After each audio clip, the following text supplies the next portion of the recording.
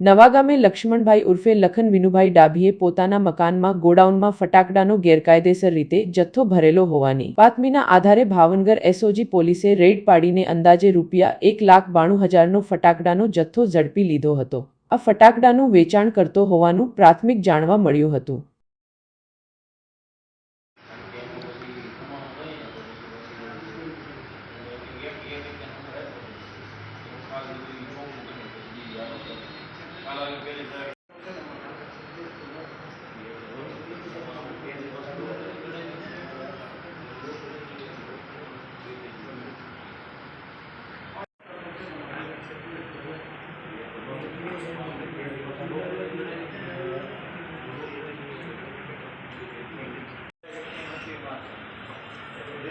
David.